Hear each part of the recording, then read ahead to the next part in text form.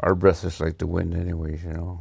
The wind blows, we breathe that in, hold it, the holiness of the air, and breathe it back out. So it's, to me, it's all, you're a holy person, you know, and I'm a holy person. He's a holy person. And we have the holy breath. So to me, it don't matter. Yeah, I agree with that too.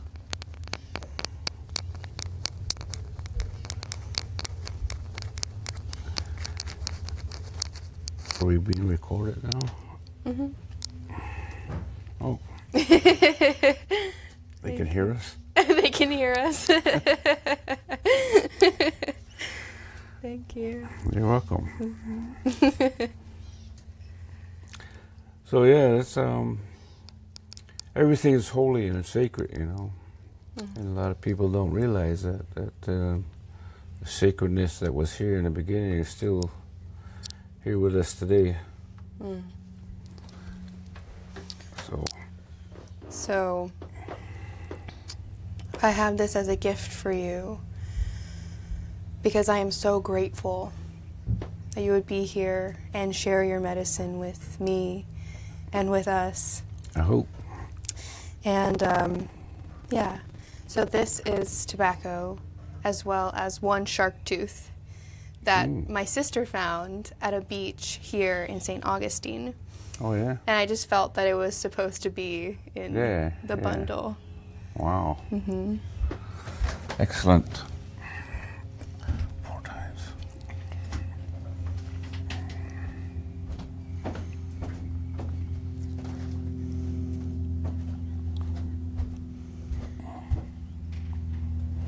I hope. Thank you very much. You're very welcome. This is my first interview. Walking into another world. Thank you very much. That feels very special. Yep. Hugs and Of course. hugs are welcome. Yeah, we always it's about respect. This is called respect. And one of the elders up north in the Ojibwe country says if we had commandments, he says respect would be on top, the first one. But, so yeah. I feel like that makes sense. I feel that.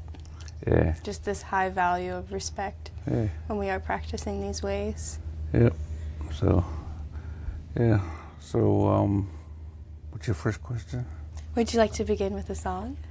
Okay. What song do you want to hear? Something that feels like opening, that feels like the beginning of something. About the Red Road. Yeah, I like that. Okay, we're going to sing the Red Road song.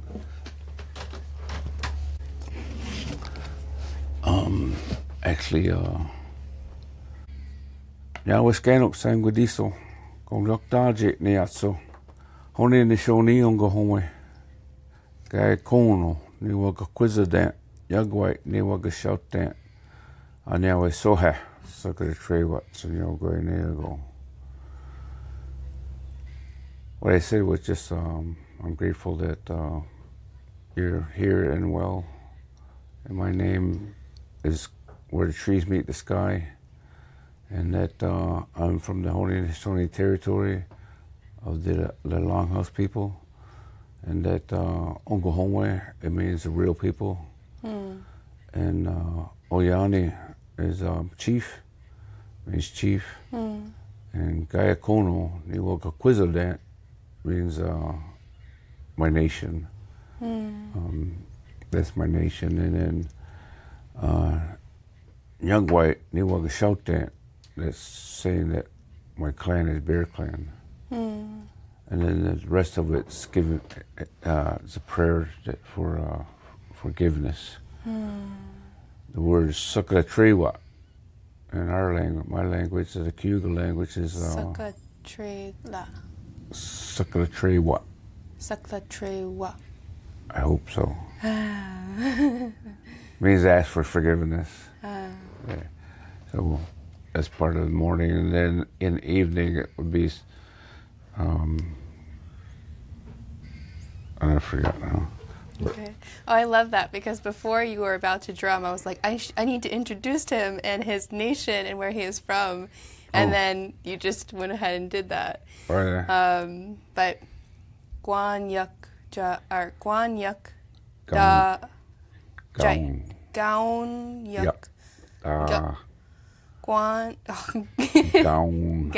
Like a wedding gown. Gown. Yuck. Da. Jake. From the Cayuga Nation. Born on the Seneca Reservation. Yes. In New York. Right. Eastern Woodlands people. Eastern Woodlands people. Yeah. Thank you for being here.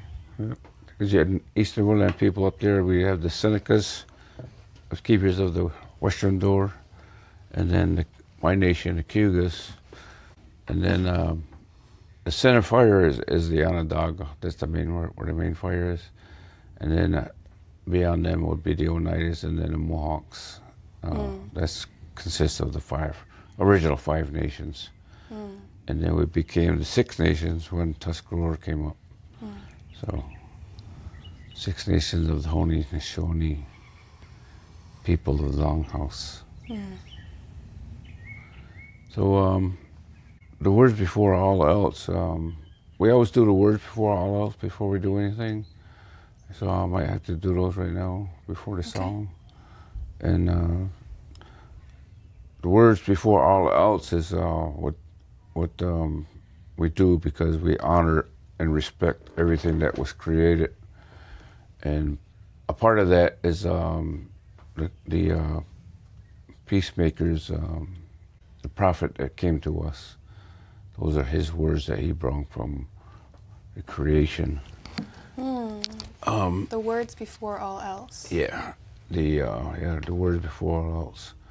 And reason being is because everybody has to be reminded what's sacred, what was here in the beginning.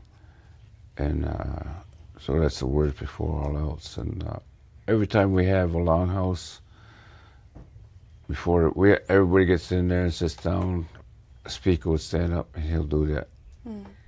Opening with words before all else. And that words before all else, we do a short version because we'll be here like a week mentioning everything.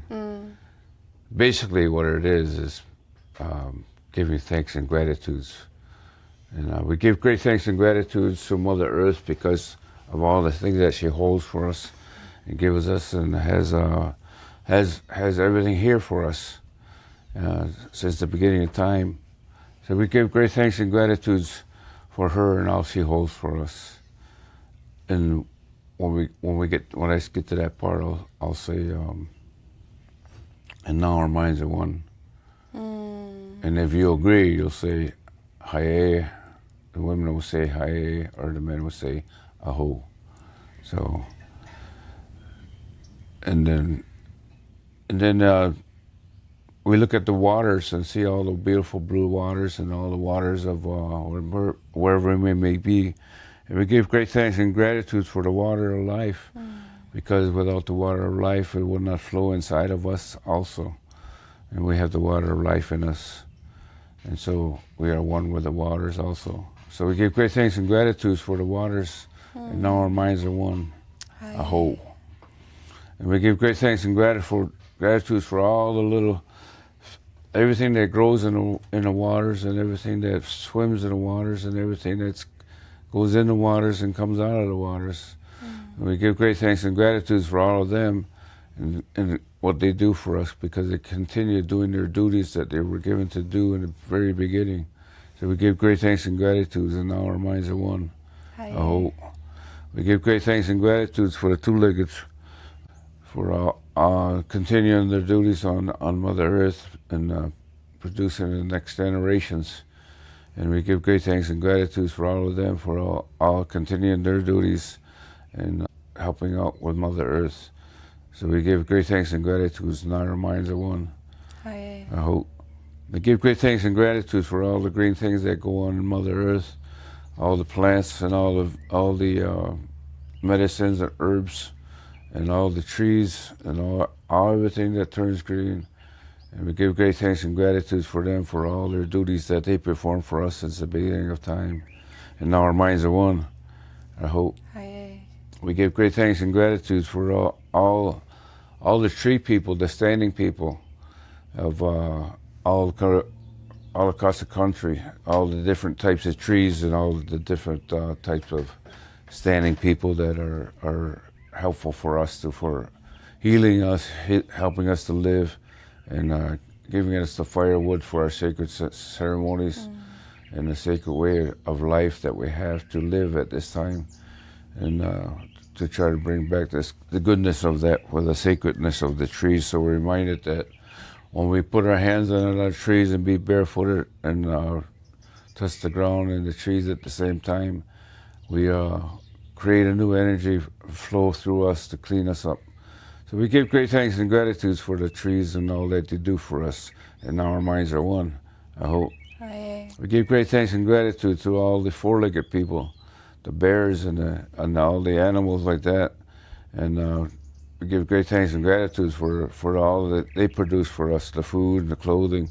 And we give great thanks and gratitude for them. Now our minds are one, I hope. Aye. We give great thanks and gratitude for as we look to the east and see the sun rising.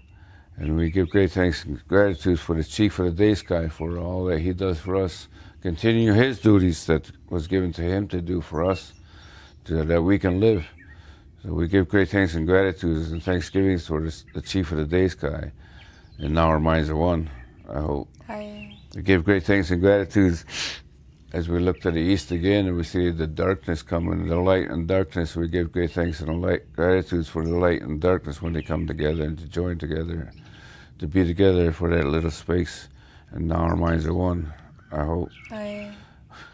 We give great thanks and gratitude for the darkness when the darkness comes and gives us the coolness of the night and gives us the ability and give thanks for the darkness itself, for what it does for all the creation at nighttime, and bring out the nighttime animals and all the nighttime activities going on at night.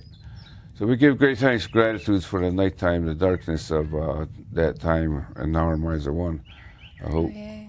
We give great thanks and gratitude also for the night, for when we see the mother of the night sky, the moon, coming up and rising, and all that she does for all the women folks and all the waters and everything that's on Mother Earth. She does a lot for us that people don't realize. So we give great thanks and gratitude for her, for all that the special things she does for us. And we give great thanks and gratitude for all the star people out there, and the stars and the planets and all the entities that are out there. And we give great thanks and gratitude for them, because that some of us, that's where we come from. So we give great thanks and gratitude for the reminder of that. And now our minds are one, I hope. Aye. And we give great thanks and gratitude when we look back to the west and we see the dark clouds coming. They're coming, flowing in and flowing in. The dark clouds bring the rain falling from the sky, and the lightning and the thunders. And we are grateful and gratitude for everything that being moisturized and be able, the things, how they work together, from the sky world to Mother Earth. The sky world still taking care of our mother in that sort of way, and all the things that she has for us. So we give great thanks and gratitude for the thunders and lightnings, and now our minds are one, and hope. Aye. And now we give great thanks and gratitude for the lightning also, because when the lightning hits the ground, it strikes the ground, it's a reminder that all the things that are in the Mother Earth belongs to her, and nobody should be touching the things that belong to her, because that belongs to her and that's her life, and she's a living being that helps us to live. And so it's a great honor to respect her in that way. And so we give great thanks and gratitude for a reminder of the lightning, and now our minds are one, I hope. Aye. And we give great thanks and gratitude for all the little creepy crawlers that are running around, and down here you got all the little Geico guys and all them little creepy crawlers down here. So we give great thanks and gratitude for all of them, For they have a special duty to do also. So we give great thanks and gratitude in our minds of one. And down here too, you have the Florida eagle. They call it the buzzard. Just kidding. But he without him, we would be nothing because he eats all those animals and takes away the disease of the black plague would be all over us if they weren't here.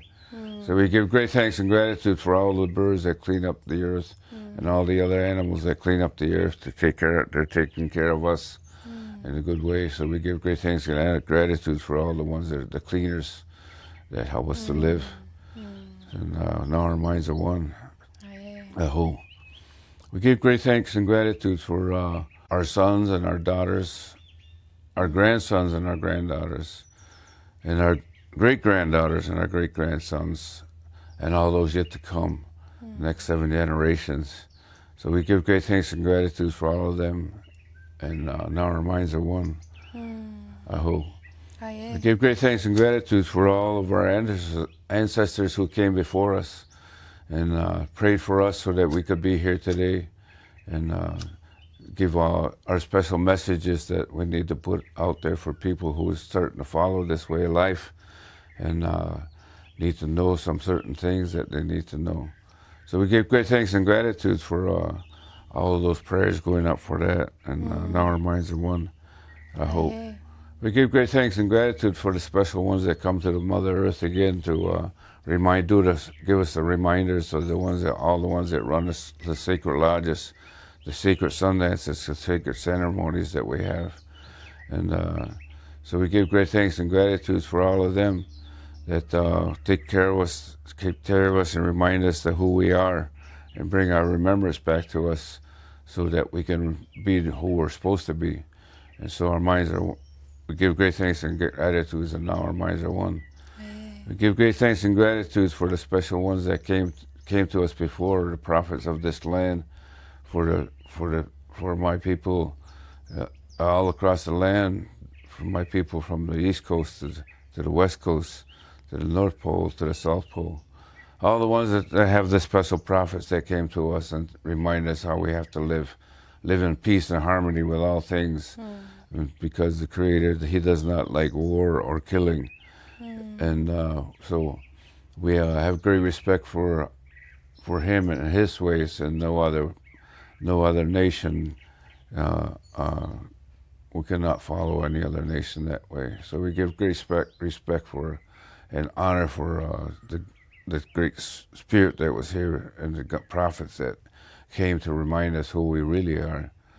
And we give great thanks and gratitude for the Creator Himself, the way He created all things, and have great respect for Him. And the mother, the mother is actually to us. She fell from the sky and came to us.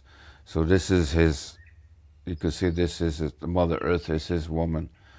So we give great thanks and gratitude for her and Him. And they have a separation right now going on, but He can see what's going on with her, and so we give great respect to the Great Spirit and for watching out for His woman. And a certain time coming where He's going to step in and really take care of His woman, and they both work together to replenish the earth the way it was supposed to be, meant to be. The special ones that follow this way of life. We give great thanks and gratitude for them because they will be the ones that follow the good red road and follow that path into the happiness world and the good, clean, and special world that's waiting for us. So we give great thanks and gratitude for that plan that Creator has and the Creator Himself for all that He does, and our minds are one. I hope. So I give thanks and gratitude for all that is. I love that everyone gets their space. I know this is the abbreviated version too, but the acknowledgement of everyone, their roles, seen and unseen, giving them the energy and the space. And that's what a lot of people, their spirits are torn away from them because of what America is doing to them. And so our job as spiritual leaders and spiritual people to come back and remind people who they really are, and that they should. We're at that point, the center point now, and so this road, this song is called "The Red Road," and I'll sing probably just 2 push-ups because one of my elders say if you sing the whole 4 push-ups, they'll be here, you know. So, so this is my sacred drum. I've had it since probably 1999. Been in pretty much every lodge and ceremony I've been in. So I guess his name would be Drum of Many Miles. But I got this drum when I was on the Sacred Walk with Dennis Banks, American Indian Movement. Dennis Banks.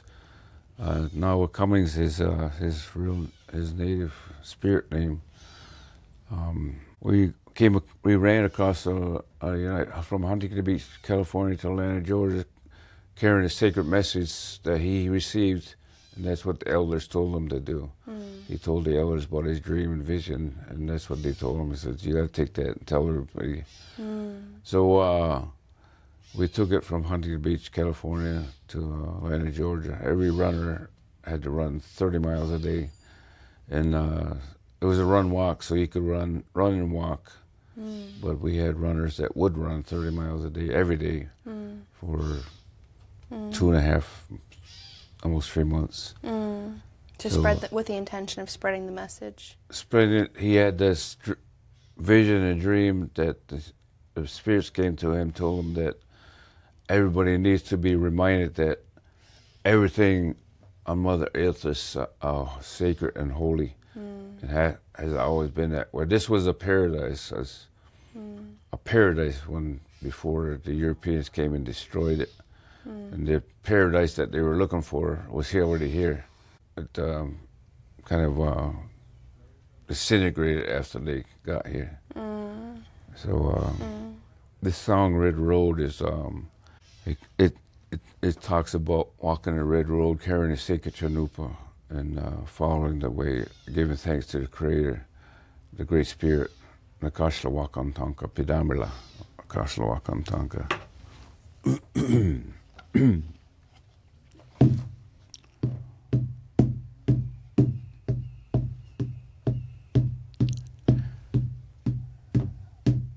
Way ya hey ya, way ya ho elo hey, shunkalunta ogna wama helo, tukashela piramaya helo hey, chanupaki leuha.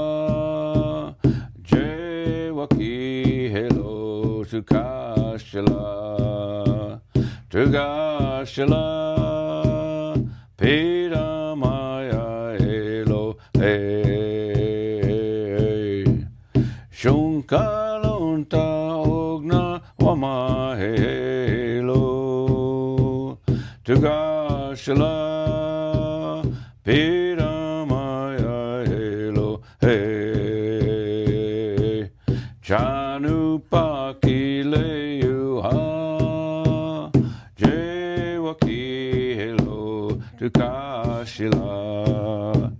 Tukashila, Piramaya Elo, hey, away ya hey ya, away ya ho elo, hey, shunkalunta hogna wama helo, Tukashila. Piramaya Helo, Chanupaki Leuha, Jewaki Helo, Tukashila, Piramaya Helo, kalunta hogna wamahelo Tugashila Piramaya Elohe Chanupaki Leuha Jewaki Helo Tugashila Tugashila Piramaya Elohe.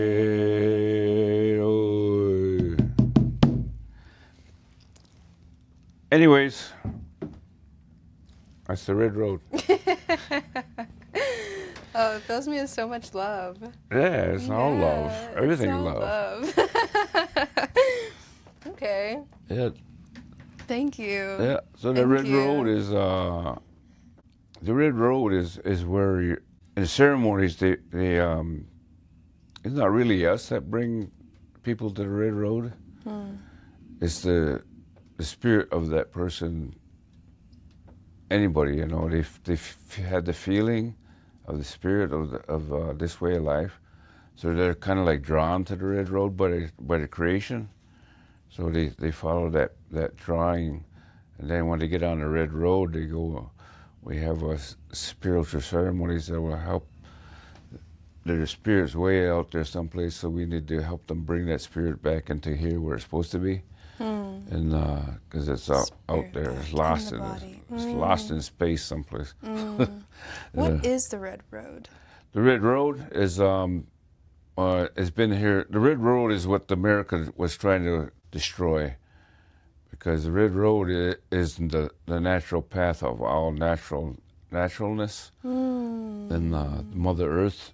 Kind of like the way of harmony. Yeah, the way of harmony and peace and joy and happiness. So, and the paradise world that we're in.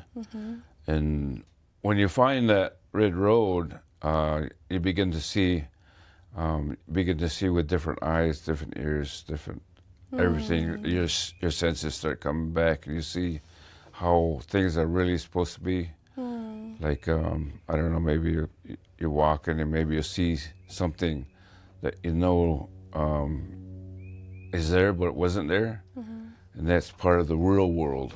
And eventually, after you start following this world for a while, you realize the Red Road is leading you to the real world, that every person, no matter who they are, has that ability to find that road. The real world. Yeah, the real world is what it was in the beginning. Like every culture, like you do your DNA. What's your DNA? Do you know? Some Greece, some Northern European, Italian, so up in that area. Is my Okay, ancestry. so you see right there, it's you had four or three. I feel like the big one is like Greek, and then some place in Northern Europe that I don't know. Yeah, so most people, when they do their DNA, there's probably like 4 or 5 different things in you. That basically, that's who you are. If you have a part of Greece in you, you have to go way, way, way back where, see, in Europe, they did the same thing they did to our people, wiped everybody out because they didn't. Back in Europe, when they had Greece, you had your own power, your own, you had people that you pray to, that the power of whatever, and then your other culture, you had that way back there. They had that same thing. They had their own culture and everything before they were destroyed, and so on and so on. So And you we have had that relationship with the earth that yeah. into Back then we were connection. one with everything, and we knew it, and that's what they want to destroy, is that oneness that we have with everything. And so, like, the real world, would you say, is just like this conscious awareness that we have of the relationships that we are in relation to everything around us? Oh yeah. I can see, there's two worlds for me. It's like you see the realness of everything. They took me to in a dream, they took me to see what it is, the new world, and basically it's just what it was in the beginning. They took me to the stone bridge, and I got to the center, and they showed me what was over there, and then basically it was what it was, a paradise. And you could see the villages over there, the kids playing, having fun, and everything.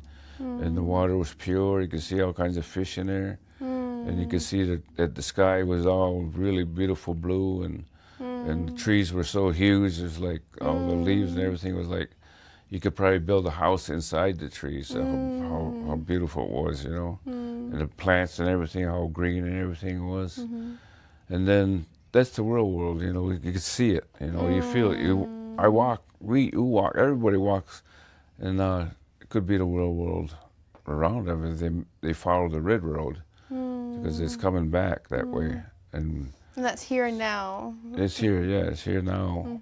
It's always been here. It's like but like I say, everybody's what America's doing to everybody. They can't. It's having a hard time seeing it. And it makes me think like the real world of being able to see what's like connecting to reality right now, because when we connect to that and when we open ourselves to the relations, you know, I feel that if we did see and feel that sensitivity, we would recognize how much pain that there is. Like yesterday when we were coming home from ceremony, and I was driving into my neighborhood just so sensitive and so open from what we had experienced, and the goodness there, the peace there, the healing of that land, how good it felt. Driving into my neighborhood, I just felt this like anxiety and this pain, and looking around, and there's like a new development with like a lot of new houses, and like just looking around and seeing how changed the physical landscape is. And you know, the real world is then like, oh, there's something, it's not all idyllic right now. You know, when we look around and have those relations, we can hear, you know, the pain and the suffering that's happening, which I feel like is really important, because that causes us to want to change. Right. And with that, you know, when you are in ceremony, you're close to the Creator. You know, right there. He's right there. You know, the Creator and all the spirits that are called in with the songs and the drums and whatnot. I mean, that's real. You know, that's the real world when you're in ceremony, and then when you come out of that and you start driving away and you get into all this glue, and you see all the glue, the nasty stuff that's going on with Mother Earth. That affects you, but you got to learn to know that you don't. That's not yours. That's not yours no more. You have that spirit of the ceremony, and that's the real world that you carry with you from then on. And that out there is their world. So our world is the red road, the spiritual path of ceremony, and that way of life that we follow. All the red road is all ceremony. And, what is ceremony? Ceremony is when you know. Okay, like over there, we did ceremony over there at Chief Red Hawk's ceremony, and over there I had the honor to we built a fire, we built a platform, put the grandfathers on in the wood, and prayed all over all that, and the ceremony, the lodge itself is.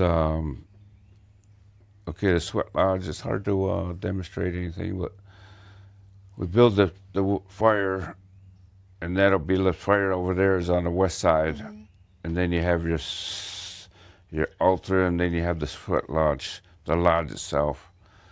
And I was asked a question why I started the fire on the west side, and reason being is because to honor the Lakota people, because a lot of people, I told them, I said that if you look at it, that fire represents the bowl of the Chanupa from Lakota people. You light that fire, and then the path, which we are not allowed to cross, that goes into the lodge. So that's the stem of the Chanupa. and the spirit line goes in there. So the lodge itself, the people, the leader will go in first most of the time, but the way I run it is completely different. So everybody's different, but the essence of the lodge is the same. And because reason being, it's different because I have a different spirit than Chief Yellowhawk over there. He has a different spirit and has a different vision for how things go. So every lodge ain't going to be the same, but the essence of the lodge will be. So when you get into the lodge, like if you've never been into a lodge before, in the lodges that we run up north, I would tell them right off the bat that whatever you're coming into the womb of the mother. Coming into the womb of the mother. It's the womb of the mother. You're going back into the womb of the mother. You circle in there. And then when we bring our grandfathers in, pour water on it. It's nice. The grandfathers being the rocks that were heated in the fire. Yeah, the grandfathers. Yeah, and so you pour the water on it, and that creates the womb, the water that we were swimming in before. When we run lodge, I remind everybody that the spirits are already come in there. They're not way out there someplace. The spirits are close to us all the time, and so I remind them that when you put the spirit, the Mother Earth is a spirit, so she's there. And then you bring the hot grandfathers in from the fire, they represent the fire. So you have the fire spirit, which is the real spirit. Every one of these are living spirits. And then you pour water on, the water of life. That water of life is a spirit. And then when you pour the water on there, after the doors close, you pour the water on, and then it creates the wind, which brings the medicine to you. So you have the 4 spirits in there already. The medicine being like the way that everything in the ceremony having life and having its own essence and having its own wisdom, that when we're a part of these ceremonies, we become a part of all of these spirits, that we allow them in, that we allow them to become one with us, and to really listen to what they have to say for us and for our hearts and for the earth and for the healing of, the community and the greater collective that we are a part of. Yep. Would you say that that's pretty? Yeah, pretty much. Like you've been in our lodge before. Once or twice. Yeah.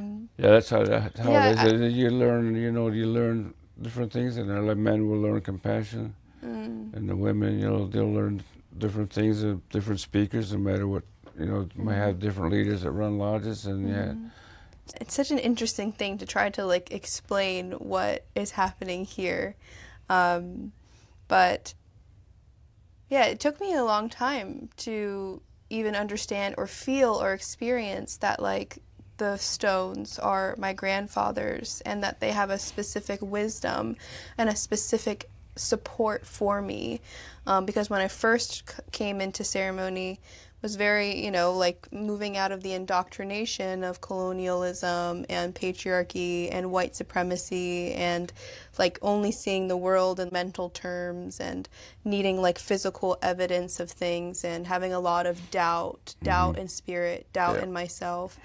And so it was very foreign for me when I first came into ceremony and was told that this is a living, breathing, earth is a living, breathing, rocks are a living, breathing, the sage, the cedar, all of it is this relative that's just as real as you and I. Right. It's such a different idea than what we are given, in this world that we're brought up in. Yeah. And so it's so beautiful to be able to have these ceremonies and these experiences and begin to just plant the seed of well, what if that could be true?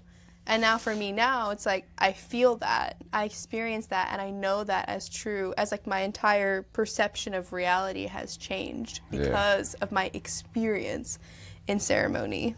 Right. And that's what when people first come in there, that's what they're, you know, I forgot that part about it because, you know, I've been in it so long, it's like, hey, don't you know? Yeah. What do you mean? Yeah. The spirits are But, speaking to me all the time. you know, yeah, I gotta reboot, do the reprogramming or something. Because, for the newcomers, I always explain everything to them in the lodge already, so that they will understand that the oneness of those grandfathers. They're not just rocks. They have they've been here. They were here in the beginning, the very beginning. They were, you know, the stages of rock formation, and whatever, however that goes, whatever. Like And the so, oneness of the yeah, grandfathers. it's the oneness of. And they were in the, maybe at one time they were in the water.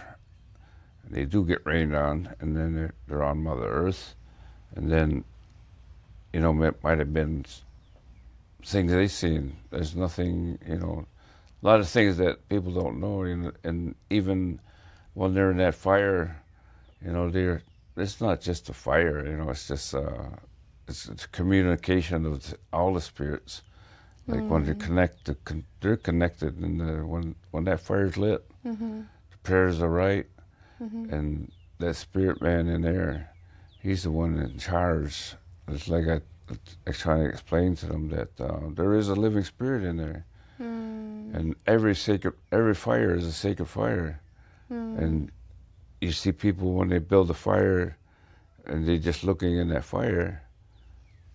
Their thoughts are prayers, so you have to be. I remind everybody when they get to the sacred fire to leave those other thoughts out, because it's like everybody has telepathy, and you're putting those prayers into those grandfathers, and they know what you need before you even put tobacco in there, because they already know. It's what's so they when they come into the lodge, it's like they see you in there. You know, it's like your ancestors, like maybe your mother or your grandmother or grandfather or whatever. Somebody there's been praying for you, and they might say, hey, it's about time she's got in here. It's connection, you know. Yeah, it makes me. It feels like so beautiful and nourishing to think about, like, the care. You know, the care of the ancestors, the care of the spirits. It's not like they're, you know, they know what we need, which means that they care about our healing. You know, they care about our ability to come into who we really are in love and respect and responsibility, because that's the best thing for ourselves and for this life that's around us, you know? And it feels like nature is care. She is nourishment. She wants us to succeed. She wants us to survive. She wants us to feel filled. She wants us to feel loved. And to just, like, think about that, like, how beautiful that is, that, like, when I connect to my ancestors, you know, there might be healing that needs to happen and things like this, but, like, when they're there looking upon us and they're inside of us, they know what we need, and they want to just help us. Yeah. They want us to just walk in a good way. That's it too, you know. And there's a lot of people out there that, you know, like you say, that they're not really into anything, but in their head they are, because they're loving, caring, and compassionate, and doing all the right things, but they don't follow religion. But you know, it's right. Are they wrong? Like, not really having a mental construct about this is what this is right, but more just operating from this feeling of, like, just doing the right thing and having this, like, intuitive, inherent purity and morality, because it just feels right. Yeah, and that's what there's a lot of people that out there in that world that are already there, you know. So this way, or the Red Road, is when you come into the lodge, I tell everybody to leave all that Americanization outside, because you're not that anymore when you come into these ceremonies. And when you come in there, you know, before they leave,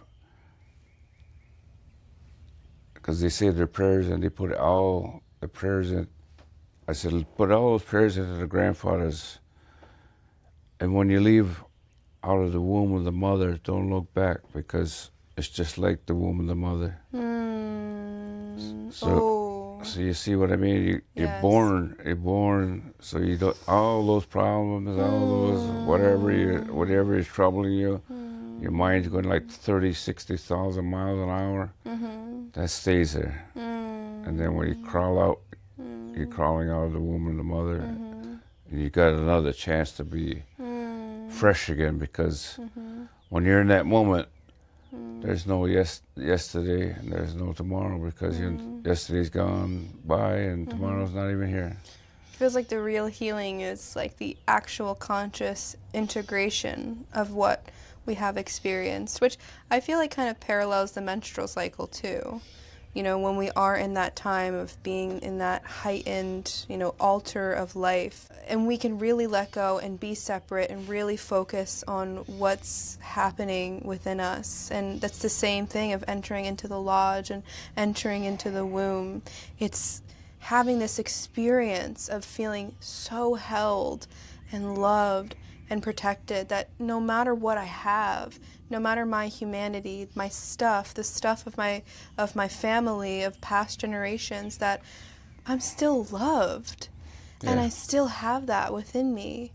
And not expecting always to feel like we're in the womb of the mother. I mean, we could, but I love that image of walking out and just keeping that with us.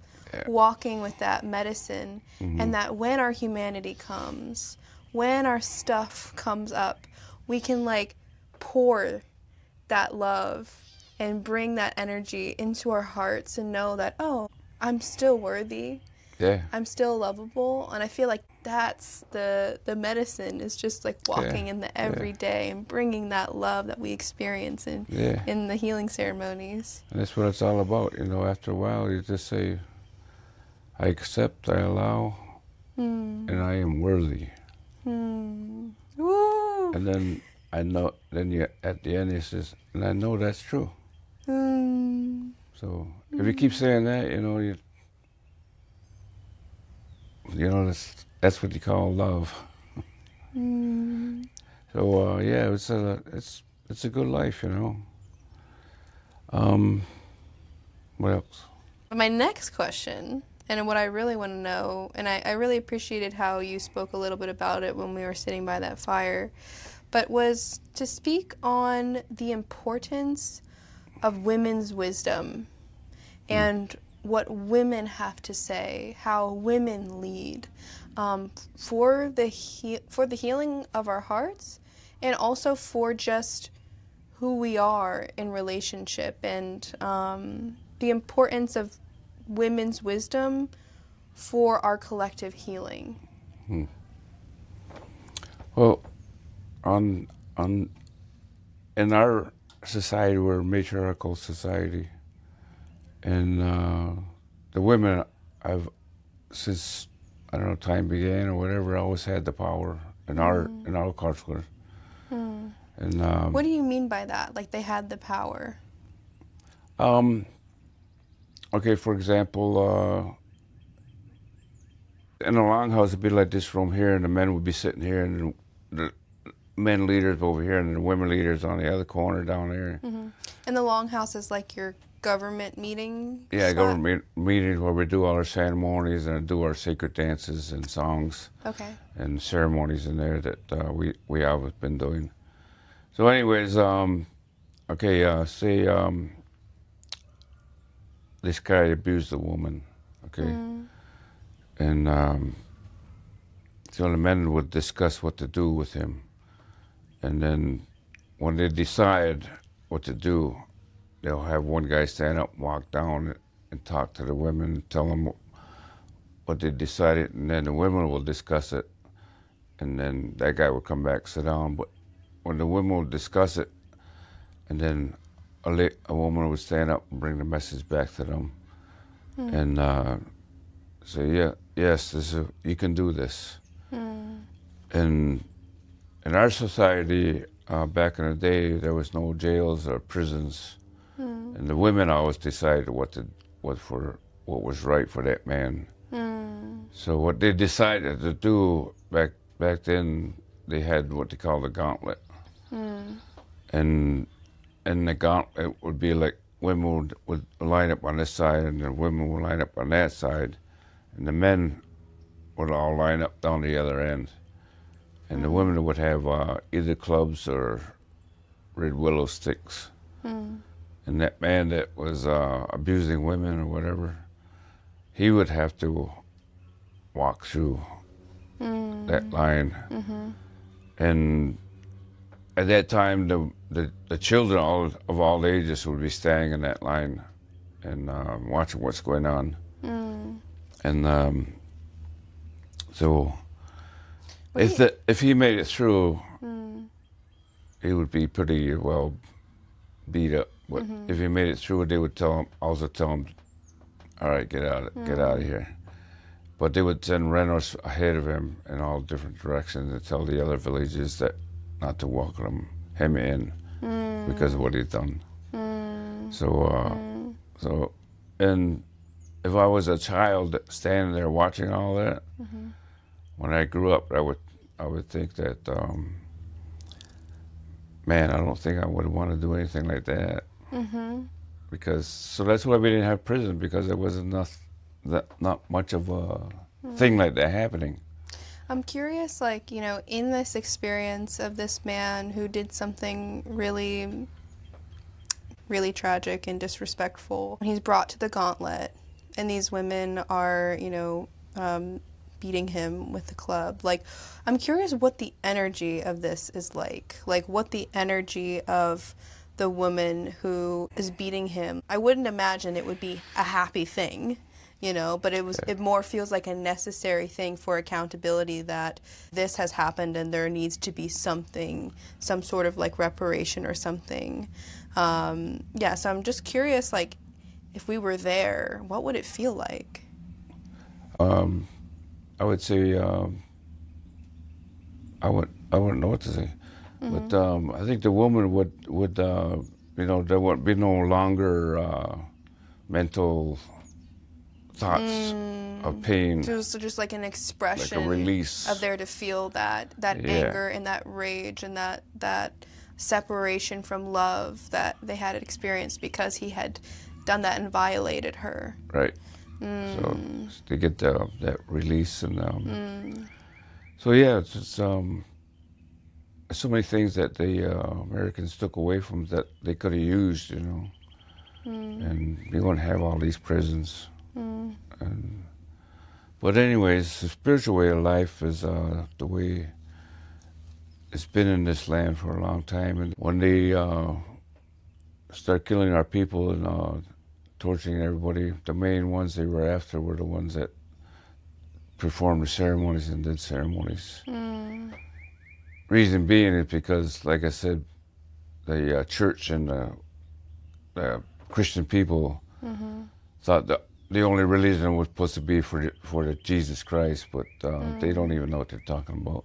And Jesus, don't get me wrong, Jesus was a good prophet. I love him and everything, but the way they present him is more of a money scheme. And if you think about it, all these churches and religions over here are built on stolen land, on my people's blood, and what are to stand up there and say, thou shalt not kill, thou shalt not covet, thou shalt not steal, all that stuff that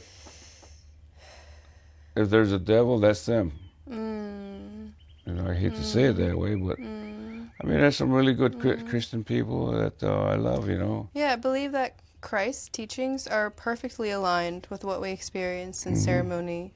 And it is really sad to think that, like, I feel that the modern day Christian church is just kind of a perpetuate of anti-life. There isn't this this energy of like resistance towards life negating powers that we are experiencing, which the indigenous people are always very outspoken about, because it's just like, well, this is the way. This is the way of life, is to be in harmony, to walk in a good way, to honor life. And all of this is not honoring life. You know, death and genocide and rape and pillage, and then that I just have the power and I'm the dominator and I'm the controller. Yeah. That's not Christ. No. That's still that greed-filled heart. You know, that's still that wounded consciousness. And so I completely agree with you. It's when you really open your eyes and think about it, it just doesn't make sense. Right. And to enhance that, you know, the Creator, he doesn't like war. What does he say in the Bible too? He says, "Thou shalt not kill." And in our way of life, that's what the peacemaker says: stop killing. The Creator doesn't like it. He doesn't like to see women and children and grandmothers and grandfathers and all everybody in between being murdered, being disrespected, you know. And that's what they did across the whole, all of our people, you know. They say there's so many million, there probably is more like billions of our people here. We've been here more than who knows, you know. So yes, it's no wars and no killing, because I knew that a long time ago. I heard one of the elders speaking only English about that, and he says the reason you don't kill is because every time you kill, no matter who it is, what country, whatever, like the Europeans came over here and killed most of all of our people, and you know, that's all stuck on them, you know. And then they go someplace else, and if you kill a person that's got, you know, like bad intentions or whatever, you know, or are evil or whatever, all those bad spirits come on them more people. Even if you're join the service and you're, you know, oh, I'm not killing nobody, but you joined a force that is killing people. So yeah, you're going to get the same thing as the person that's killing somebody. That's all going to come on you. That's why those men come back here and they have problems, because, and they don't know what's going on with them. And when they come into the lodge, we remind them what they're not supposed to do and why they're the way they are, because they have all that on them and they're thick with it.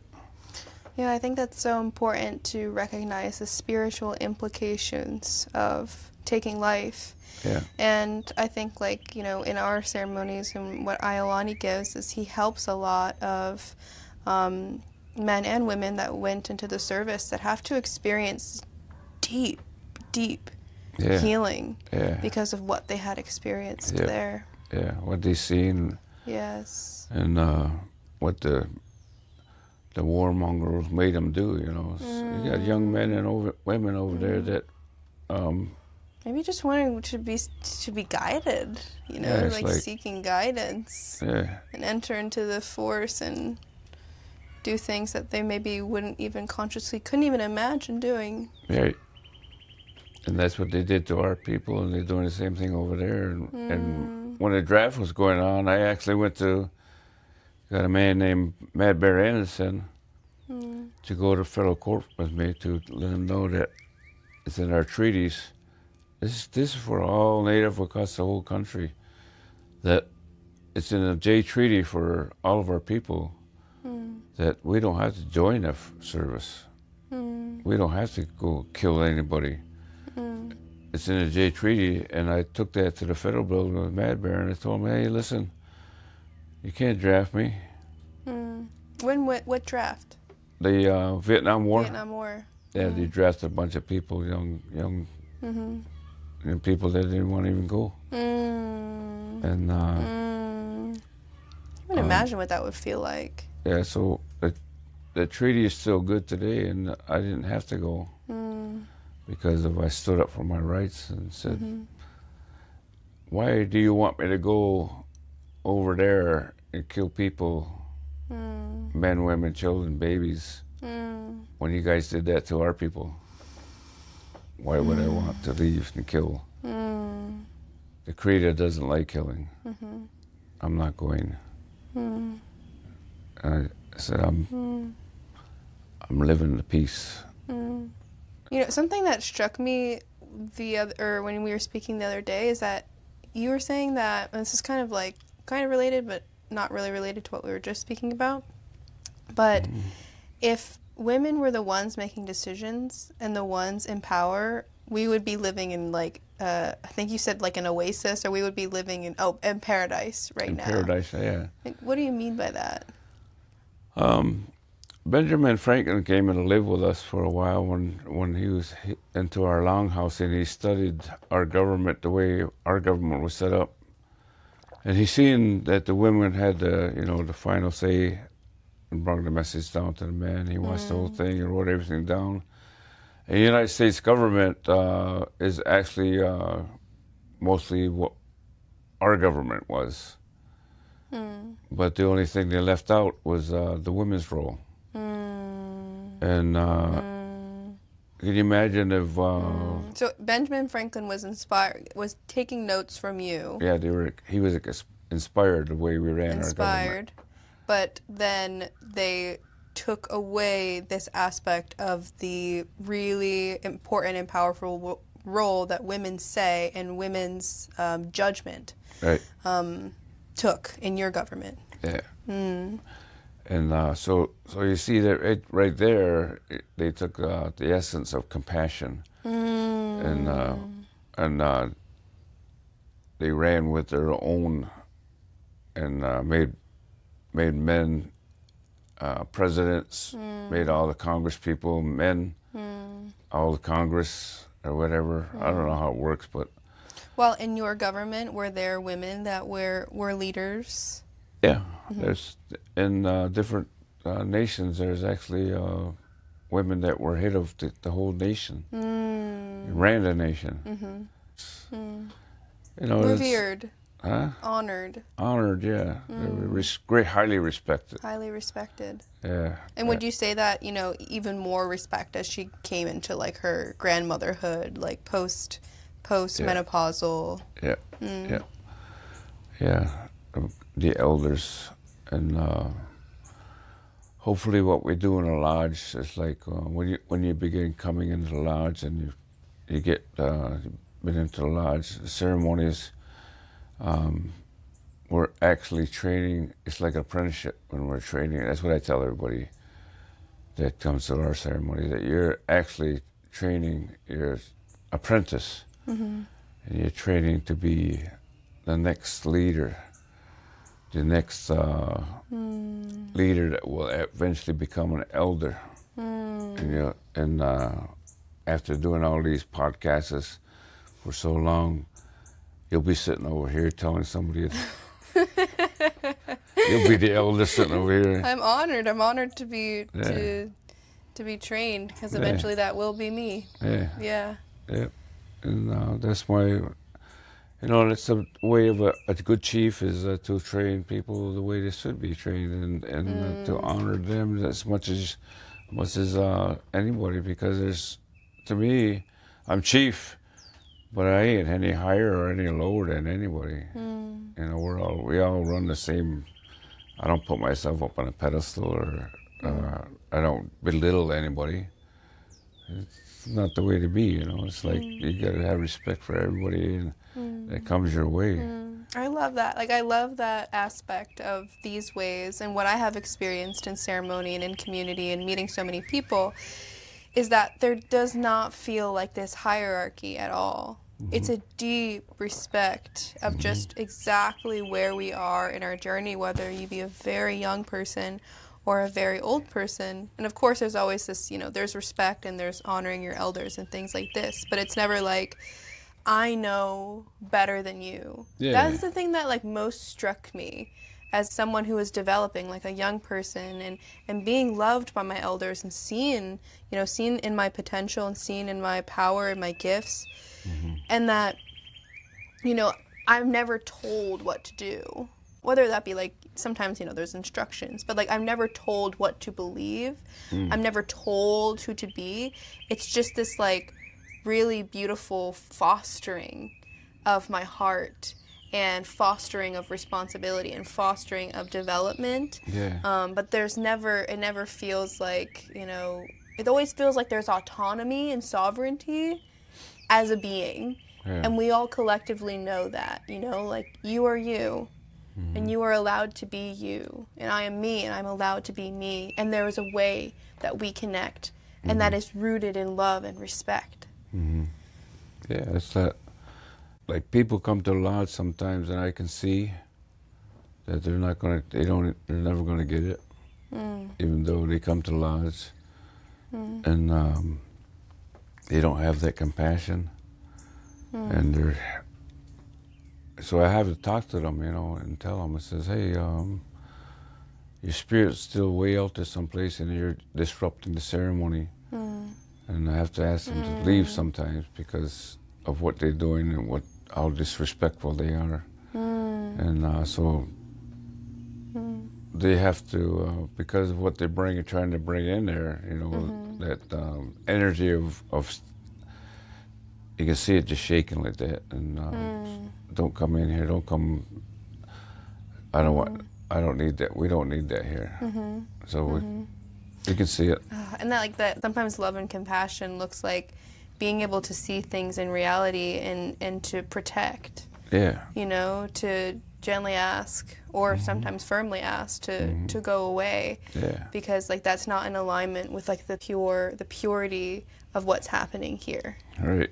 Which I feel like is perfect for like what women need to hear of how precious and pure we are when we're told that we're nothing. Right. You know, that we're told that we are not that and that our lives are just here to be of service of something, and that we're just something to be used, we're something to be invisible, not seen, and that really takes so much toll on how we see ourselves. Right. And even in this ceremony, I had this incredible healing of being at the tree and really fully understanding how precious I am. And what that means is that I deserve protection, you know, and I deserve to feel safe, and I deserve to do what feels good for me, and to, without any doubt or any apology, step away from anything or anyone or any behavior that does not feel that it is honoring to how precious I am. Right. And everything you just said is, everybody, whoever watches this or learns these ways, has to know that everything that you just said has to be first to Mother Earth. If they don't respect her, you know, what they're doing to Mother Earth right now is very disrespectful. And what I see is that she is a mother, and we are her children, and the women of women children will be just suspected. What happens to her sometimes affects them the same way, if you know what I mean. It's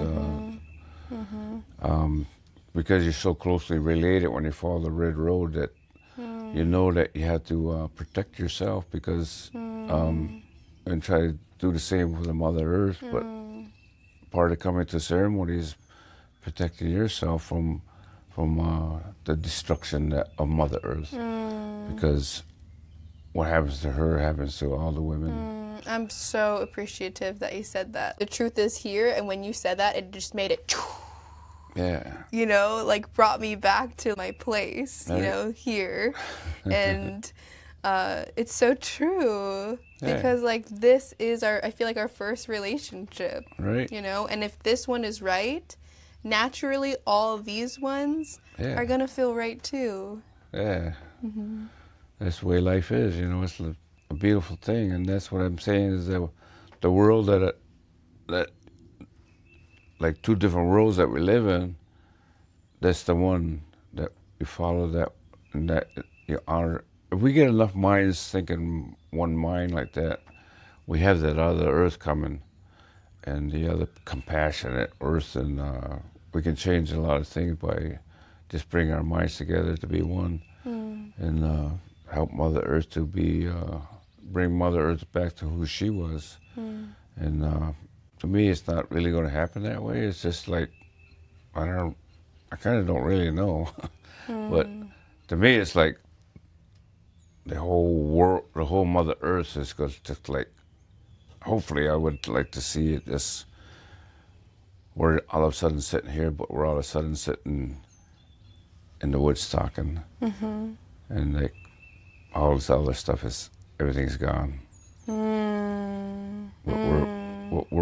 We're living in the paradise. We just all of a sudden, boom, look around and we're in paradise. I'm so immersed and so in conscious right relationship with the natural world, specifically the earth around us. Yeah, and so. You know, that's so interesting because like I also hold that vision of spontaneous awakening. Oh yeah. Like spontaneous healing and collective awakening, where we're just like at the grocery store one day. Like I just have this vision, and we're going like 1,000,000 miles an hour, not present, so worried about money and like all the things and surviving. Yeah. And then we pick up a piece of fruit, and the truth of that, the experience of that fruit, of really like connecting to that fruit, is like heals us, awakens us, stops us, because we connect to how astonishing that life is. And then therefore we've experienced how awe-inspiring it is to be alive, and the preciousness and the sanctity of that. And then and then everyone looks around and we've all stopped. And we all are looking at one another and we see one another, and we go outside and we let it all go. We look up at the sun and the trees around us, and we know, we've understood, and then we walk from there in a good way towards that paradise. And we're already there. Half of us are, we're all there. Whoever comes on this red road or whatever, feel this way, It's a relief. It just kind of like everything falls off you after a while. And that's what I always say is get rid of all that stuff and start picking up your spiritual tools, and walk with that life, and to be the helper that you came here to do, And that's what I try to tell people, There's like, to me, there's like a veil. There's no heaven way out there and gold houses or whatever. There's none of that stuff up there. It's like a veil, and you walk through that veil, and now you're in the Creator's world, So it's just so available. Yeah, it's like it's right there, It's It's right like, there. So when everybody's born, they over there they see what's going on here, and they see that certain person or a certain tribe or certain part of the world that needs help. If you're over there and they say, all right, line up, we need some volunteers to go down there and help those people again. When you're in your womb, that spirit says, okay, I'm going to jump in that body.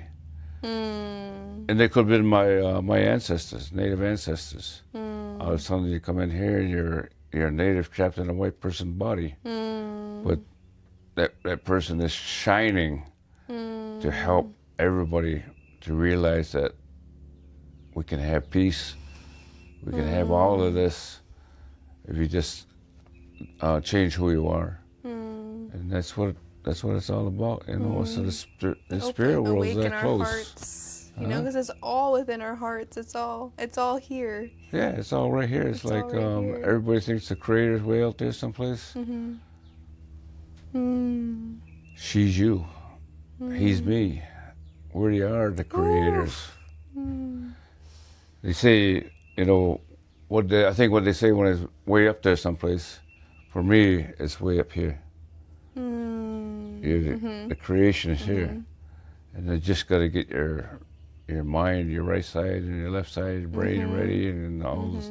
And this connected. Yeah. And that's what one of my friends says, you know, that's the pain that you feel in your heart.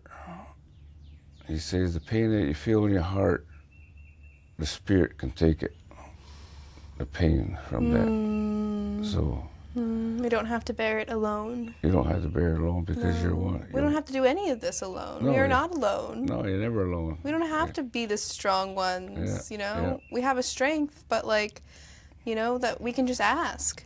Yeah. We can just ask for support and receive it. Yeah. And like, oh my gosh, how much burden that takes off our shoulders that we aren't these hyper independent solo, you know, entities. Yeah. That there's so much support available to us. Right, yeah, we just lots. ask. Relax. So see, you know, and that's where we go into the lodge, and when we first walk in, Guanyukdahjayte, all my relations. And when you we realize that everything's related to you, you're not alone, and you, like you say, okay, you put your hands on a tree and your feet on the earth, and you just say, Mother, this is what I need. I need your help, and I need. I know you do a lot for us, and I need to be cleaned up. So you hold on to that tree, and the energy flows. Puts a whatever, you know, however that works, to put energy back into you, and push all that other garbage energy out, and refresh it like ever-ready battery. Like a what battery? Ever-ready battery, get charged up again. Oh, an Everett battery? Ever-ready? Ever-ready battery. I've never heard of that, but I like that. Yeah, it's like that little bunny that goes on the... Oh, the Energizer bunny. Energizer, yeah. But like Ever-ready makes sense too. Yeah. Aw. So Well, there's one thing that I would love to ask you. Okay, you've already told me this story, but I believe that it's so powerful to hear. And that is, I would love to know if you want to share the story behind your bear claw tattoo. Sure, it's one of the reasons I got the bear tattoo on there, to Yeah. anybody asking the story, you know, and people see me on the streets. Yeah, I'm sure it's and, like there's a lot of curiosity about it. Yeah. Yeah. I go into a store and I watch the people, and sometimes the children be watching me so hard that they're like walking to something, you know. Like that. And one time I walked into a store. You know how they like cash registers go like that. I walked in and I'm looking down on the floor, walking in, and all that stopped. And I looked up and everybody just looking at me. I said, "Okay, I'm just here to shop. It's okay." And everybody just turned real fast. Oh my gosh. Oh my gosh. I find it so striking. Yeah. Like, I love it. Yeah. And then I live in Amish country up there. So I'm looking at the Amish, and the Amish are looking at me. You're a little bit different. Yeah. So the story about this tattoo is that I lived on the Tuscarora Reservation, but I'm not gonna mention any names or anything. Tuscarora Reservation. Then I moved to Wisconsin, and I didn't really know the territory up there. And I knew that this guy needed heart medicine. I knew what it was, but I didn't know where it was. So I prayed about it, and that night they gave me a dream. And in my dream, I was walking down this hill, and down below there was a bear standing next to a tree. And then when I got down there, the bear disappeared, and I stood by that tree. And down, like behind it, there was like a little drop off, and then down below there was like a little creek, and then so I got there, and then I walked along that creek, and I seen two women down there, and they were dressed in colonial dress, like way back in the 1500s, 1600s, whatever, that kind of a dress. And then I kept going, and then the dream ended. And then the next day, I went to the convenience store, bought a water, and driving around, and I seen this little sign like that said park. So I went down, made a U-turn, come back, and went down in there. And you were searching for that medicine that you were speaking about? yeah, Okay. it's I'm telling you, I'm in a dream right now. Oh, you're in the dream still? Yeah. Okay. No, the next day I'm out of the dream, but I'm following something, spirit. Understood. So I get down in that parking lot. There's no cars in there. And so I pull in and pull alongside the woods there, and have my windows down. As soon as I shut the car off, the van off, a butterfly flies in, lands on my steering wheel. And I'm looking at him and I'm saying, I don't know your language, and I don't know if you understand what I'm saying. I said, but if you have something to tell me, flap your wings twice. And he goes, shh, shh. I said, well, can you show me what you want to tell me? If you can, flap your wings 3 times.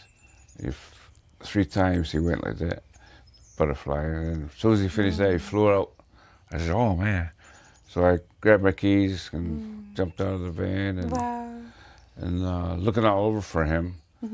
And he kind of disappeared, but my van's parked here and then the trees. And up in there was 2 red-headed woodpeckers squawking over there. So I went over there and followed them, probably for like 10 feet. And they disappeared, went someplace. And so I'm standing there. And then 2 yellowhammer shows up. They're woodpeckers too. Yellowhammers, they're called flickers. So they showed up and took me down further. And then as they flew off, I could see that tree that was in my dream. They had that bear standing by it. So I walked down there and I stood by that tree. And down below was that stream I seen in my dream. And you have never been here before? No, this is the first time ever in Wisconsin. So it's like, okay. So I went with it, like I always do. Yeah. And so I stood there, and I'm thinking, I'm in the bear clan, and in my dream it was a bear, so it must have been me. So and just then I heard 2 blue jays off to the right, and that's along the ridge. So I'm walking down there and following them, and then I got to a certain point, or the creek kind of goes like that, and then I walk a little further, and I look down, and there's 2 women down there in colonial dress. And so I'm like, whoa. Okay, this is real. But what it was, they had a backdrop behind them, and there was a guy, photographer, taking pictures of them. That's amazing. So these blue jays started squawking again, so I got on their trail again. And I went down this hill, and the people's van there was another road that came down in there, and the van was down there. But the blue jays kept squawking, and they went across this field, and I went across over there where they were, and I'm standing there, looking around, waiting for something, and I looked down. Just as soon as I looked down, a little chipmunk popped out of the hole. I said, "Hey, buddy, you come to show me something?" And he that quick, he just turned around and ran back down. And I said, "Sorry, buddy, I'm not going down there." And as soon as I said that, I heard the blue jays off to the right again. And so I walked over there, and where they were, I stood there for probably like a half hour because they disappeared, and I was waiting for another bird or something, to guide me to where that medicine was. And I was going to sit down, so I looked down this where I was going to sit, and I looked down, and all that medicine that I was looking for was all down there. I said, "Oh wow, thank you for bringing me to this place where I could pick the sacred medicine." So I took the tobacco out and put it down. What we do is put it down to the first plant and talk to him and tell him that I appreciate that I found you, and I need some of you to come with me to. There's a man with heart problems, and he needs to make some tea from this medicine to help his heart. And I said, I really respect you and hope you come with me in a good way. So I put it down to the first one, and then I walk around into there more further and pick some more. The reason being is that at least I'll know that first medicine is going to still be there. And so I pick enough, a handful to give to him. And so I took it back and gave it to my ex-wife, who was leaving me for him. You're giving the heart medicine to the man that your ex-wife left you for. Yeah. Because that's who I am. I love her, and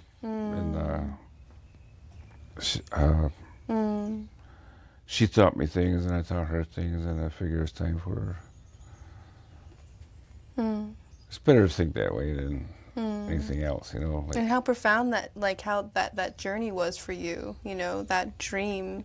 yeah, And that, you know, the reason why you were going was because of this relationship with your wife and her relationship with him, and that you could just have ignored it. yeah, You could have just been like, oh, that's not, my heart is broken, I'm slighted, you know, but you still trusted your role. And you still trusted that voice, you know, those spirits that were telling you, because they gave you this dream and you followed it. yeah, I find that extremely powerful to hear. yeah. And that's the reason, like, we try to teach people that, you know, that things happen for a reason, so follow. You know, it's like going up, swimming in a river. You don't want to swim upstream. It's too hard. Go with the flow. So I always go with the flow, and the spirits always help me that way. And if you do that, they help you even more, you know. So that's where I'm at. So anyways, eventually my friend put this tattoo on, and I asked him to do it. You know, he says, I don't usually do face tattoos. And I said, well, it's a special thing. And he was a sun dancer too. So he said, but for you, I know how you are, and I'll put that on for you. So to honor the bear spirits is why I put it on, to let them know that I honor them for what the dreams and visions and walking with me is a great honor and respectful. It's to so powerful. Have those spirits follow you there. Yeah. So I'm in a bear clan, and What does the bear mean to you? How does the bear speak to you? the bear in our society was always a medicine because a long time ago, that's how they used to find medicine. They would follow the animals and see what medicines they ate and what medicines they didn't eat. And the bear medicine, there's a lot of bear medicine that they can heal themselves with some of the medicines. So we watch them, and every person on Earth can heal themselves with certain medicines. You know, there's if you put you gotta have the desire to continue taking medicine. But that's what I always tell everybody. If you want to follow these ways, you first have to get rid of the things that are making you sick. And there's a lot of things out there that are making you sick. You know, when you're on that red road, people will try to grab you, pull you off of that red road, and put you back into the bars or whatever. But if you continue on that red road, your light will shine more. You get brighter and brighter as you get down the road further. And so that's my story of the bear paw on my face. And we're at that point right now where the red road comes to an end. Comes and ends. The prophecy of the, we're at that point right now. And it's a good time to be living because you see the change. And who knows what the change is.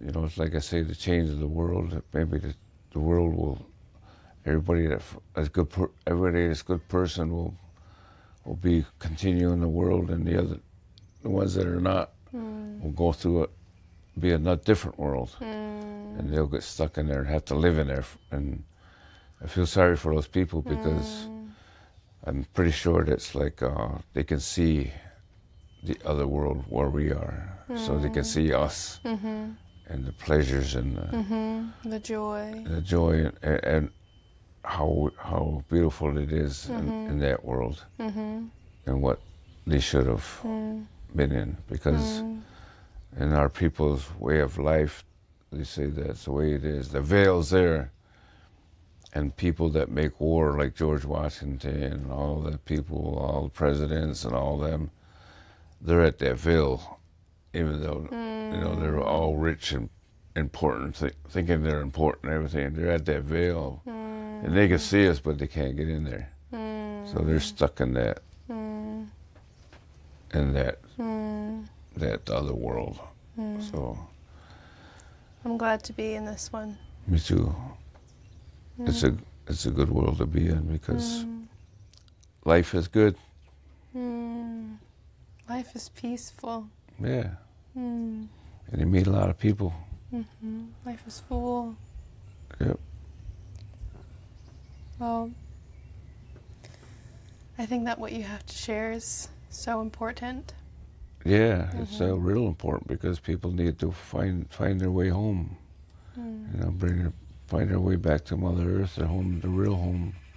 And everybody has it inside of them, you know. Honestly, everybody comes from a certain tribe, like I said. They have more power than everybody has more power than what they think they have. And when you follow this red road, your power sources activate.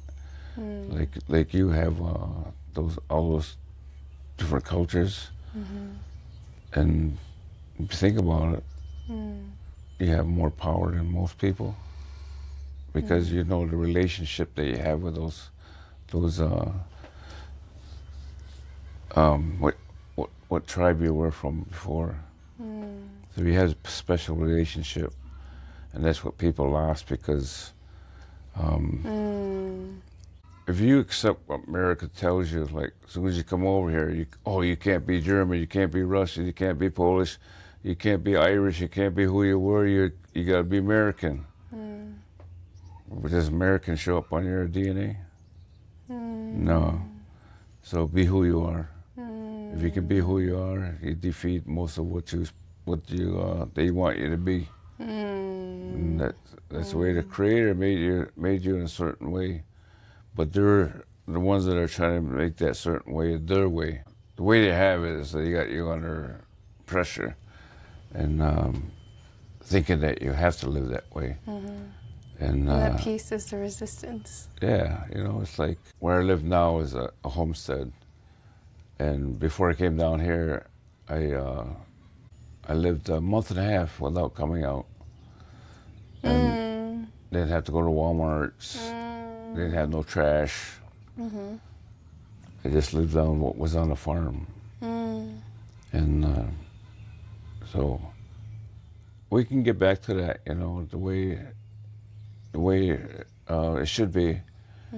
And growing our own food and growing our own animals or whatever. Our own medicines. You know what? Yeah, no more. But all the medicines on our homestead, we have people that are foragers for medicine, and we have a Chinese acupuncture, and we have like 3 different people that do massages and I'm glad that you're able to live that way, and Yeah. I believe in a vision where yeah. we're more in right relationship, in relation with in the context of this modern life and society that we live in. Yeah. You know, there is a way where we can use that technology to serve life, to help others, and to use it as a tool, not as a tyrant. Yeah. You know, which I feel like it's really what we see now. So I really appreciate what you have to say, and if you would, I would love another song to close us out, if that feels right for you. Yeah, we better close it because we'll be here for another couple of days. It's all good I got stuff. so many stories, and I was like, I know you do. they're real, you know. I mean, it's not nothing made up. It's like, Yeah. I had in the beginning, you know, when I was young, it's like, what's the heck's going on, you know? And I had all kinds of helpers, you know, like if we got like some kind of sickness or something. And the one story I have is that there were 7 children who got sick and died, and I was the only one living because of a spiritual. I guess they know who I am, and they'd come and help me, so that I make it to where I am now. Or I would have been one of those 7 children that died, you know. So they saved me. And then there's all kinds of other stories that. So they must think, the spirits must think I'm somebody. Your stories are so valuable. Huh? I said your stories are so valuable. Yeah. Yeah. Yeah, everybody needs to hear them, that to know that they would come to the realization that we have a chance to love. We still have that chance to love, and but right now you have to make that choice because of where we're at, and people need to check out the Hopi prophecy. You know, it's like ours at the Red Road, and then it changes, and up here would be like the American flag, and who's ever under that flag, whoever accepts to be under that flag, and down here, the Red Road continues to the way we're supposed to live with nature, the oneness with everything. So that's where the calmness and the beauty of all things comes out. How does that go? Beauty? I don't know, but I learned always here.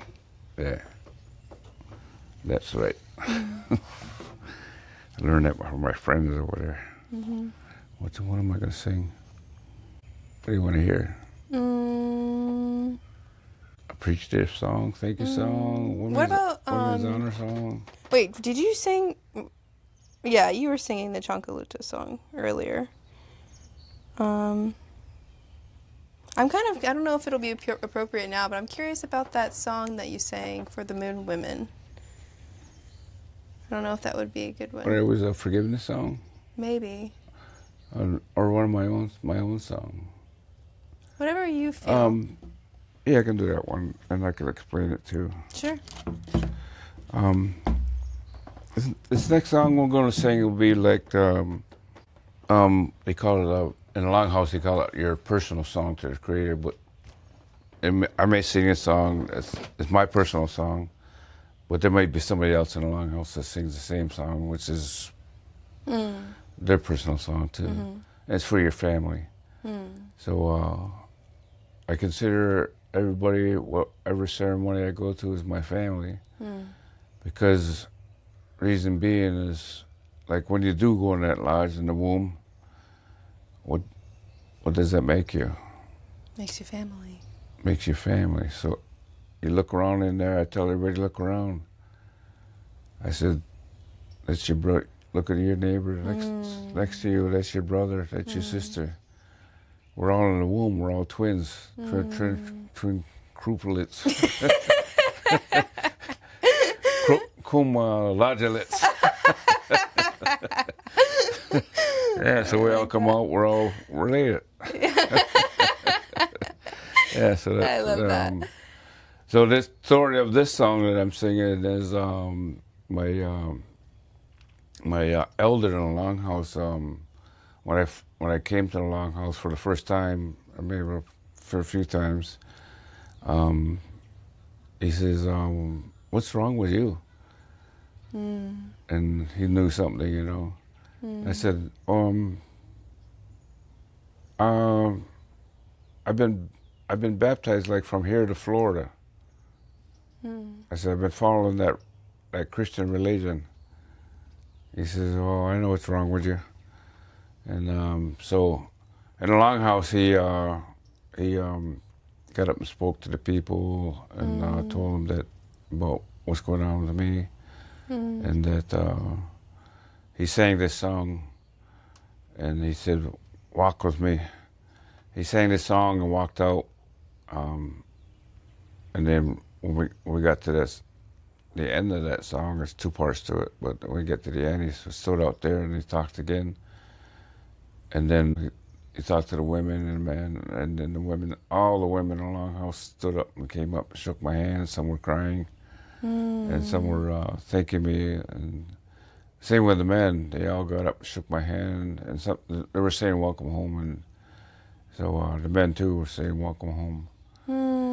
And what he did was he said, this is what the ceremony that we just did was called pulling you out of the water ceremony. And at the time, I thought he was saying that maybe pulling me out of that baptismal water, but it wasn't. And what it is, and the Tura Wampum, that they have the ship over here, and then you have water. So well, he said you've been following that Christian religion, so you're just floating in this water, you're bobbing up and down that water. So pull you out and put you back in the canoe where you're supposed to be. And then I had that vision of that canoe, and I bumped into a lot of my dream. I bumped into something that stopped me in the water in my canoe, and I looked over, and that's what I seen. And my vision is all those people that just nothing. I could walk to the shore for like 2 miles on people's heads because they're bobbing up and down in that water because they didn't make a decision whether to. So they have at that point they're not they want to be in the ship, but they want to come over here. So it's like vice versa. They might be over here and they're in the water, deciding whether they should go to the ship or what. What all those ones are undecided. They're all in that water and they're bobbing up and down. And so he said he didn't tell me that, but then I figured it out later when I had the dream for the vision for this dance that we're doing now. Peace, dancing for the peace and love of who we are. So he stood up and he sang this song, and he says,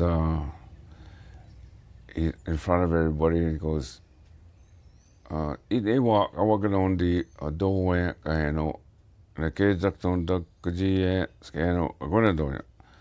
It's kind of introducing the song and what's going on. And I think that's what it means anyways, I don't know. Sounds good.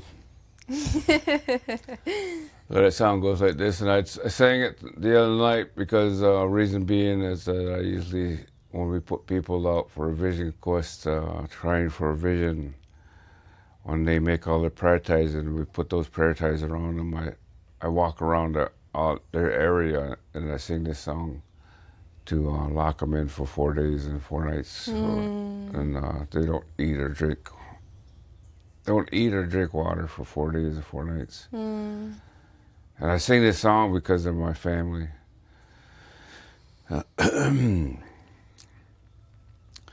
Yeah, honey, yeah, yeah, yeah, yeah, yeah, yeah, honey, yeah, yeah, yeah, yeah, hey, yeah, honey, yeah, yeah, honey, yo, he ga, ne.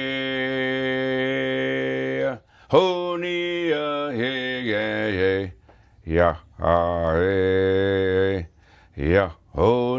yeah, honey. And then in a longhouse, after you get done singing that song, you go, wah! And everybody in the longhouse will go, wah!